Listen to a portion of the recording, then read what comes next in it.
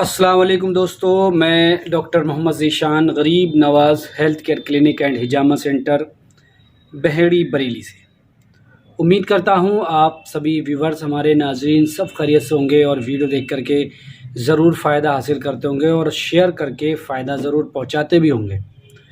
बहुत सारे कमेंट्स ऐसे होते हैं कि जिनका जवाब कमेंट्स बॉक्स में देना बहुत मुश्किल होता है, क्योंकि उसको समझाना एक्सप्लेन करना होता है और इतनी सारी टाइपिंग नहीं करी जा सकती। तो मैंने आज कई सारे कमेंट्स हैं जो लिखे हैं और उनको आपके इस वीडियो के ज़रिए उसको एक्सप्लेन करूँगा, उसको क्लियर करूँगा ताकि आपका शक भी दूर हो जाए।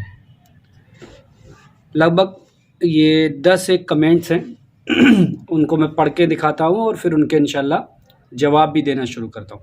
पहले आप कमेंट सुन लें, हो सकता है इसमें आपका भी कोई कमेंट्स हो तो आप वेट करें उसका जवाब का। कमेंट्स हैं कुछ इस तरह से, क्या आईबीएस कब्ज़ वाला भी होता है? ये अभी मैं कमेंट्स बता रहा हूँ, फिर इसका जवाब पूरे एक्सप्लेन के साथ दूंगा। कमेंट्स इसलिए बता रहा हूँ ताकि आप लोग भी सुन लें, क्या पता आपका भी कमेंट्स इसमें शामिल हो और आपका जवाब भी मिल जाए। कौन सी दवा खाने के बाद और कौन सी दवा भूखे पेट लेनी चाहिए? दूसरा कमेंट्स है। तीसरा कमेंट्स है, गैस एसिडिटी आजकल बहुत ज़्यादा क्यों बन रही है? ये बड़ा अच्छा कमेंट्स है, इसका इंतज़ार करें, ये तो आम बात है, सबको पता होना चाहिए। डेंगू के बचाव के लिए क्या करें? ये अगला कमेंट्स है, इस पर भी जवाब दूंगा। जवारिश भूखे पेट ले सकते हैं? ये कौन सी दवा कब खा सकते हो उसके साथ ही कमेंट्स है, ये अलग है लेकिन उसके जैसा ही है। आपकी पथरी की दवा कितने एमएम तक की पथरी निकाल देती है? इसका भी जवाब दूंगा मैं। और दवाओं का नाम आप डिस्क्रिप्शन में ज़रूर लिख देगा, उसकी वजह बताऊंगा मैं क्यों नहीं लिख पाता हूं मैं। अर्क की डोज 10 तोला या 12 तोला होती है, इसका कैसे अंदाज़ा लगाएं? अगला कमेंट्स है, अर्क का मिजाज क्या होता है? हालांकि इसमें इन्होंने ये नहीं लिखा कि कौन से अर्क, तो मैं ये भी एक्सप्लेन करूँगा। उसके बाद एक कमेंट्स और भी है, बस थोड़ा सा सब्र रखें, देख ले आपका भी अगर कमेंट्स आ जाए। मेरा मतलब है जो हमारे यूट्यूब पर जो लोग वीडियो देखते हैं तो उनकी जो भी डाउट हैं वो क्लियर होना चाहिए। ये नहीं कि मतलब शक के दायरे में दवा इस्तेमाल कर रहे हैं और परेशान हो रहे हैं। अगला कमेंट्स है, क्या यूनानी दवा शुगर फ्री भी आती हैं? ये सवाल बहुत अच्छा, लास्ट वाला सवाल है, शुगर फ्री भी आती है।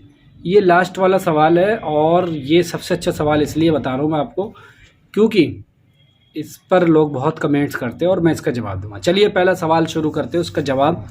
आईबीएस कब्ज़ वाला भी होता है, पहला सवाल था। तो आईबीएस मतलब इरिटेबल बाउल सिंड्रोम, एक ऐसा आंतों का मर्ज जो पूरे बॉडी को बेकार कर देता है, बड़ा बेकार। और इस पर मेरी कई सारी वीडियो हैं। इसका इलाज अलग अलग पैथी में बड़ा मुश्किल होता है, लेकिन मेरा मानना है कि यूनानी पैथी में इसका इलाज बहुत आसानी से होता है और हमारे यहाँ बहुत सारे लोग ठीक हुए और बराबर ठीक हो रहे हैं। मैंने ये देखा है कि अगर जिन्होंने इलाज 3-4 महीने वक्त रहते हुए करा लिया तो वो बिल्कुल ठीक ही होते हैं, अल्हम्दुलिल्लाह। अब सवाल ये है कि एक कब्ज़ वाला भी होता है, क्योंकि आईबीएस में अक्सर दस्त होते हैं, लेकिन सवाल जो है क्या कब्ज़ वाला भी होता है? तो देखिए आईबीएस को 2 भागों में ही बांट दिया है, एक आईबीएस डायरिया और आईबीएस कब्ज़। तो जो ज़्यादातर जो होता है वो डायरिया वाला होता है, लेकिन कुछ लोगों को कब्ज़ भी होता है, उसमें मतलब ऐंठन के साथ लैट्रिन आती है। तो ये आपका सवाल जो है वो बिल्कुल सही है, इसका मतलब जो है कि आईबीएस कब्ज़ वाला भी होता है। और अगर आप इस मसला है तो आप अच्छे से अपने नज़दीकी डॉक्टर से इलाज कराएं, या हमारे यहाँ भी ऑनलाइन कंसल्टेशन के ज़रिए इलाज होता है, या घर बैठे या क्लिनिक पर आकर के भी। तो आप अगर पास में हैं तो आकर के इलाज करा सकते हैं। अगला कमेंट्स लेते हैं, कौन सी दवा खाने के बाद लेना है? तो देखिए ऐसे तो बहुत सारी दवाओं के अलग अलग तरीके होते हैं। खाने के फ़ौरन बाद जो है ना वो जवारिशात ली जाती हैं। जवारिश जितनी भी होती है ना, जवारिश अनारन, जवारिश आंवला, जवारिश शाही, जवारिश पुदीना, ये जो जवारिशें होती है ना ये खाने के फ़ौरन बाद मतलब 10-15 मिनट के अंदर ले लेना चाहिए। इनके फ़ायदे ज़्यादा होते हैं क्योंकि ये खाने के हाजमे के लिए होती हैं। जवारिश जो होती है ना वो अमराज हज़्म को बेहतर करने के लिए होती हैं। तो जब पेट में खाना होगा उसमें जाके मिलेंगे तो उसी के साथ डाइजेस्ट होकर के लीवर तक पहुँच के और आगे का सिस्टम को बेहतर करने में काम करेंगे। तो इसलिए खाने के साथ ही लें, मतलब फ़ौरन बाद लें तो बहुत अच्छा होता है। बाकी माजून है, शरबत हैं, टैबलेट्स हैं, ये खाने के 1 घंटे 1.5 घंटे बाद या 2 घंटे बाद ले सकते हैं। इनका सही तरीका यही है। कुछ चीज़ें होती हैं जो भूखे पेट भी ली जाती है तो उनका अलग मसला है, ठीक है। तीसरा सवाल है, गैस एसिडिटी क्यों हो रही है आजकल? ये बड़ा अच्छा सवाल है और इससे लोग बहुत परेशान हैं। गैस और एसिडिटी आजकल इसलिए ज़्यादा हो रही है क्योंकि जो हम खाना पीना जो हो रहा है ना, उस खाने पीने के कोई भरोसा नहीं है कि उसमें हम जो ऑयल इस्तेमाल कर रहे हैं, जो लिक्विड इस्तेमाल कर रहे हैं, जो सब्ज़ी ला रहे हैं या कुछ और चीज़ ला रहे हैं, उससे कोई भरोसा नहीं कि उस पर कितने केमिकल लगे हुए हैं, कितनी उस पर गंदगी लगी हुई है, पहले के मुकाबले उसकी सफाई है नहीं है। मतलब बहुत सारे रीज़न हो सकते हैं। बाहर की तली भुनी चीज़ें खा रहे हैं, उल्टा सीधा खा रहे हैं, गर्म चीज़ें खा रहे हैं, मिर्च मसाले बहुत ज़्यादा ले रहे हैं, तली भुनी चीज़ें खा रहे हैं, समोसे कचौरी ये बहुत चल रहा है क्योंकि फ़ास्ट फूड वगैरह आजकल बहुत चल रहे हैं, चाउमीन मोमोज़ वगैरह। ये सारी वजह हो सकती हैं गैस की, सारी में से कोई एक भी हो सकती है और सारी भी हो सकती है।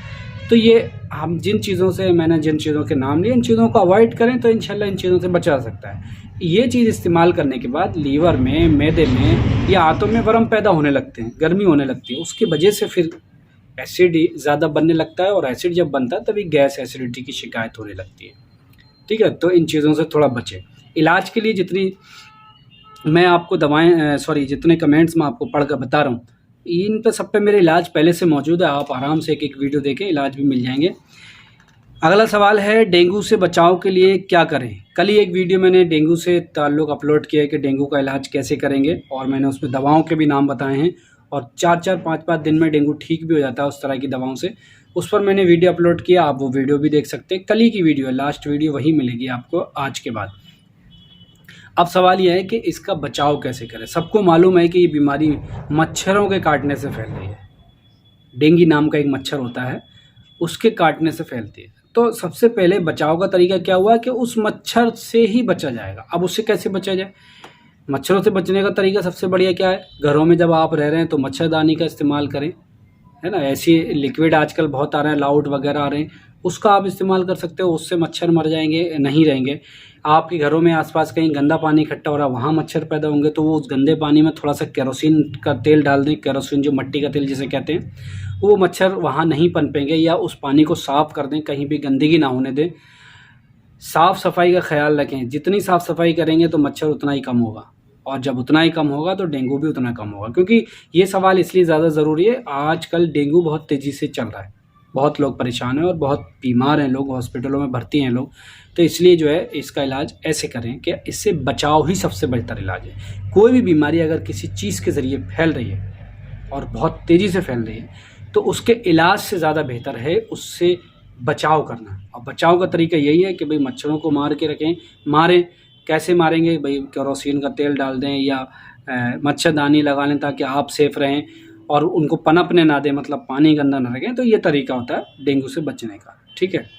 अगला सवाल है, जवारिश भूखे पेट पे ले सकते हैं? सारी जवारिश खाना और नाश्ते के बाद ली जाती है। भूखे पेट ले सकते हैं, ऐसा नहीं है कि वो अंग्रेज़ी दवा की तरह बहुत ज़्यादा परेशान कर देगी, नुकसान कर देगी, चक्कर आने लगे, ऐसा नहीं होगा। हालांकि जो इसके फ़ायदे हैं वो थोड़े कम हो सकते हैं। इसके सही फ़ायदे, जैसे भी मैंने आगे कमेंट्स में बताया कि इसके सही फ़ायदे आपको खाना खाने के फ़ौरन बाद लेने के, क्योंकि ये अमराज हज़्म के लिए होती है और हाजमे को जब खाने का हज़्म होता है उसी दौरान इसका हज़्म हो तो बहुत बढ़िया रहती है, ठीक है। अगला सवाल है, आपकी पथरी की दवा कितने mm की पथरी निकाल देती है? देखिए, हमारे गुर्दे मसाना की पथरी को निकालने के लिए 4 खुराक दवा देते हैं हम, और हमारे बहुत सारे यूट्यूबर्स हैं, व्यूअर्स हैं जिन्होंने वो दवाएं मंगा के इस्तेमाल की हैं और लगभग 100 में से 80% लोगों के निकलती हैं। और 80% बहुत बड़ी बात होती है किसी भी बीमारी का इलाज करना। तो उससे 15 mm तक की पथरी अभी तक निकली हैं। 1 से 15 mm की अगर पथरी है तो आप इसका इस्तेमाल कर सकते हैं। अगला सवाल है, दवाओं का नाम आप डिस्क्रिप्शन में क्यों नहीं लिखते हैं? क्या करें यार, इतना टाइम नहीं होता है और मैं कोई प्रोफेशनल यूट्यूबर नहीं हूँ। मैं एक डॉक्टर हूँ और मेरा शौक़ है यूट्यूब पर लेक्चर देना या पढ़ाना इस तरह का। तो मैं इस वजह से वीडियो बना बना करके अपलोड करता रहता हूँ। मुझे नहीं पता है, पहले तो अपलोड करना भी नहीं आती, धीरे धीरे वो सीखी। अब जैसे तैसे कभी वक्त मिलता है उल्टी सीधी अपलोड कर देता हूँ, थंबनेल वगैरह भी नहीं बनते मुझसे सही। तो मैं, क्योंकि मेरा ये काम नहीं है और इतना मुझे इसका शौक़ भी नहीं है। बस मेजर शौक़ है कि अपना लेक्चर मैं कैसे यूट्यूब पर पहुंचा दूं ताकि दूसरे लोग फ़ायदा उठाएं और मुझे जानें, ठीक है। अब डिस्क्रिप्शन में लिखना और थंबनेल लगाना उल्टे सीधे ये वो करना, ये सब मुझे नहीं आता। हालांकि इस पर बहुत डिमांड आ रही है लोगों की कि आप ये भी किया करें, तो मैं कोशिश करूँगा आगे चल के, और करता भी हूँ, लेकिन एक दिन के बाद फिर दोबारा भूल जाता हूँ ये भी एक समस्या है, क्योंकि मैं कोई यूट्यूबर नहीं हूँ। लेकिन अब यूट्यूब पर काम कर रहा हूँ तो माना तो यूट्यूबर ही जाऊँगा, लेकिन मैं एक डॉक्टर हूँ तो मैं इतना टाइम नहीं होता मेरे पास कि ये सब कर लूँ मैं। बस वीडियो ही अपलोड हो जाए मेरी बनकर कैसी, यही बहुत बड़ी बात होती है। अगला सवाल है कि अर्क की डोज 10 तोला से 10 तोला या 12 तोला होती है, पुरानी किताबों में लिखा है। ऐसा नहीं है जनाब, पुरानी किताबों में लिखा हुआ है, मैंने भी पढ़ा है। और पहले के ज़माने में तोला से दवा दी जाती थी, लेकिन अब तो ml से चलती है। तो अभी भी किताबों में लिखा हुआ है कि 50 से 100 ml, 10 तोला भी अगर आप लेते हो तो वो भी 100 ml के आसपास हो जाता है, कम बढ़ थोड़ा बहुत। और अगर आप वैसे भी 100 ml लेते, बात एक ही है। लेकिन आजकल इतनी डोज नहीं ली जाती है, मैं ज़्यादा से ज़्यादा 25 से 50 ml के बीच में देता हूँ, ठीक है। इतनी मत लेना, मतलब 10-12 तोला बहुत हो जाती है, उसकी हल्का फुल्का नुकसान भी है। अर्क जो है ना, बहुत तेज़ दवाएं होती हैं। उसके बाद अगला सवाल है कि अर्क के मिजाज क्या होते हैं। तो ये देखिए, अर्क के हर दवा के अलग अलग मिजाज होते हैं लेकिन लेकिन अर्क जब बनता है तो उसके मिजाज थोड़े बदल भी जाते हैं। हमने ये तजुर्बा किया है कि अगर अर्क ज़ीरा गर्म है, मतलब ज़ीरा गर्म होता है, गर्म मिजाज है ज़ीरे का, और जब हमने उसका अर्क बना लिया तो उसके हमने देखा कि इसके मिजाज में भी तब्दीली आई है। अब हम गर्म मिजाज वालों को भी दे रहे हैं तो उनको भी फ़ायदा कर रहा है, ठंडे मिजाज वालों को दे रहे हैं उनको भी फ़ायदा कर रहा है। ये हमारा खुद का तजुर्बा है और इस पर हम रिसर्च में लगे हुए भी हैं बहुत दिन से।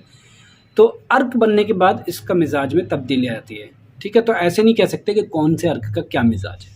दवा उसमें जो डली दवाएं हैं उसका कुछ और मिजाज, अर्क का कुछ और। ऐसा हुआ है, हमने तजुर्बा किया और ऐसा होता है। क्या यूनानी दवा शुगर फ्री हैं? बिल्कुल हैं, और अभी तक जो है टैबलेट और कैप्सूल वगैरह काफ़ी आते हैं जो शुगर फ्री होते हैं। लेकिन माजून और शरबत को लेकर के कमेंट्स है, तो माजून और शरबत जो होते हैं वो शुगर फ्री। आजकल देहलवी कंपनी एक ऐसी कंपनी है, सना हर्बल के नाम से, देहलवी सना हर्बल, वो इसको शुगर फ्री बना रही है और बहुत तेज़ी से इस पर काम चल रहा है। तो अगर आपको कोई भी माजून या कोई भी शरबत, कोई भी जवारिश, कोई भी लव, कोई भी मीठी दवा ऐसी लेनी है कि आपको शुगर और लेना भी है, तो आप शुगर फ्री ले लें। ये थे आपके कमेंट्स। अगर अच्छे लगे हों तो आप हमें कमेंट्स करके ज़रूर बताएं कैसे लगे। कोई बीमारी का इलाज कराना चाहते हैं तो घर बैठे करा सकते हैं। हमारे यहाँ ऑनलाइन कंसल्टेशन की सुविधा मौजूद है, मेल फीमेल दोनों डॉक्टर मौजूद हैं। घर बैठ करके भी आप इलाज करा सकते हैं। कंसल्टेशन फ़ीस लगती है हमारे यहाँ, उसके बाद इलाज हो जाएगा। दवाओं की भी ज़रूरत हो तो मंगवा सकते हैं। शेयर करें वीडियो को, अपना ख्याल रखें, दुआ में याद रखें। खुदा हाफ़िज़।